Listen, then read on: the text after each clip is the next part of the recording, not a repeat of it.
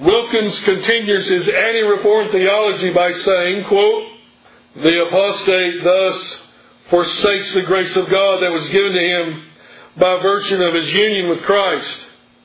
It is not accurate to say that they only appeared to have these things, but did not actually have them. If that were so, there would be nothing to forsake. And apostasy is bled of its horror and severity. That which makes apostasy so horrendous is that these blessings actually belong to the apostates. Though they only had them temporarily, they had them no less truly. The apostate doesn't forfeit apparent blessings that were never his in reality, but real blessings that were his in covenant with God. This seems to be the point of John 15, 1-8. Jesus here declares that he is the vine, and his hearers are branches united to him. He then exhorts them to continue abiding in him so that they might bear fruit. If they refuse to abide in him, they will be fruitless and incur the wrath of the divine husbandman, and finally will be cast into the fire.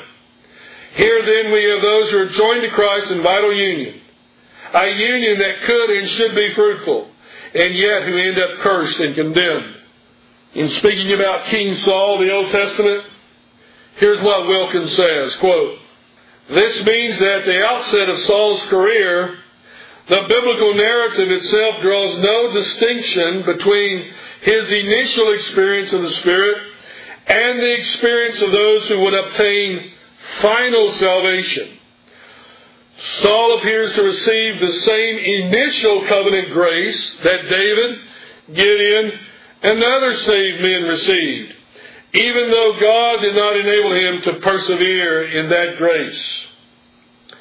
Now, if Wilkins had merely said that Judas and King Saul looked like the real thing, but never were truly in the covenant in terms of saving grace in any form, there would not be an argument. But this is not what Wilkins is saying. Notice, we see here that the Bible draws no distinction between his initial experience of the Spirit and the experience of those who would obtain final salvation. That's what Wilkins says. Wilkins is stating that all started out the same.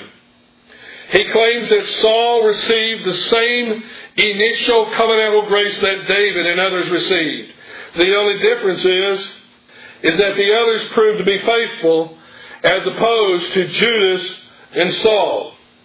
No matter how we try to explain it, Wilkins believes that one can lose his justification, albeit he calls it initial justification. In saying that, he places himself squarely in the Arminianism camp. He believes in an initial salvation, and he believes in a final salvation, something, again, that the Bible and the Reformed standards know nothing about. Wilkins goes on to state, quote, "Covenant, therefore, is a gracious relationship, not a potentially gracious relationship. To be in covenant is to have the treasures of God's mercy and grace and the love which he has for his own Son given to you. But the covenant is not unconditional. It requires persevering faithfulness." Now here it is in its glaring clarity.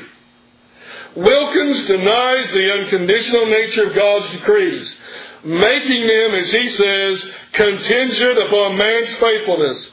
And then he clearly states that God's mercy and God's grace can be nullified if the person proves to be unfaithful. Well, so much for the faithfulness of God, right? So much for the idea that God's faithfulness enables us to persevere to the end. All of it's gone with the theology of the Federal Vision. All that security is gone. The problem is that the Federal Vision maintains two kinds of salvation.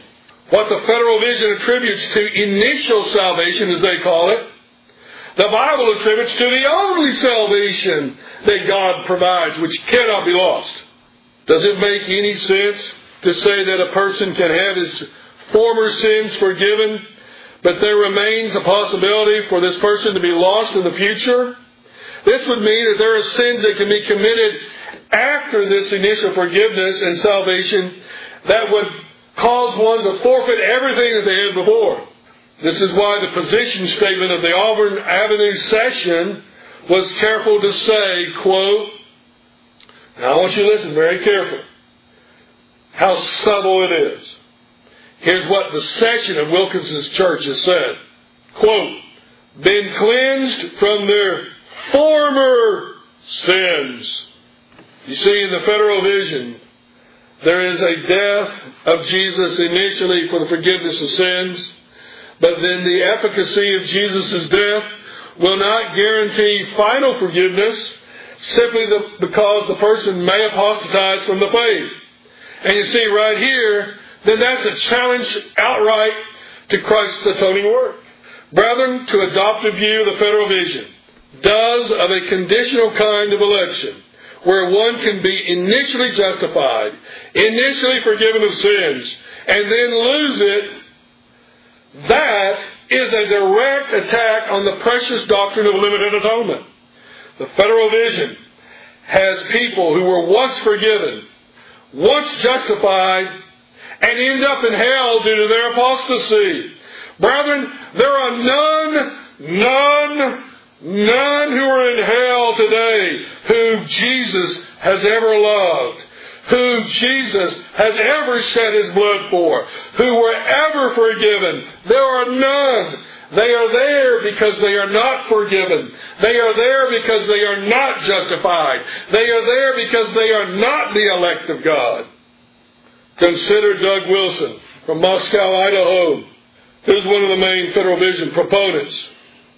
He unleashed this statement on the Reformed world in the 2002 Auburn Avenue Pastors Conference. Doug Wilson follows up the interpretation of John 15 that all the other men of the Federal Vision camp report. The basic thrust is that there is no distinction between an external and an internal covenant. The branches that are attached to the vine are in vital union with the vine, he says. In his understanding of the church, Wilson has said that the term, quote, Christian is a fitting term for all those who are objectively in the covenant, having been sealed in covenant through baptism. Wilson has made some remarkable comments regarding the doctrine of the perseverance of the saints. Remarkable in that Wilson says he's Reformed. He says, I'm Reformed. But here's what he said in that 2002 conference. Quote, in an exegetical debate between an average Arminian who is checked out in the Scripture and the average Calvinist who is checked out on his system, the average Arminian is going to eat the Calvinist lunch when it comes to the perseverance of the saints. Now, perseverance, this is difficult because the perseverance of the saints is the one point of Calvinism that's popular. All right, all the rest we hate. Oh yes, we hate them. Perseverance? You mean I can't lose my salvation once I get saved? I can't lose it? That's right. Cool. That's cool. Well, but that's the most popular tenet of Calvinism. And when you're looking at the Scriptures as they present themselves to us in the light of our system, it is the least offensive. Now I want to remind the audience that all of these men, every single one of them that I've quoted, still to this very day insist that they are Reformed. They have the audacity to say that the Reformed standards, the three forms of unity, the Westminster Confession, all agree with them. It's amazing. When men are blind, they are surely blind.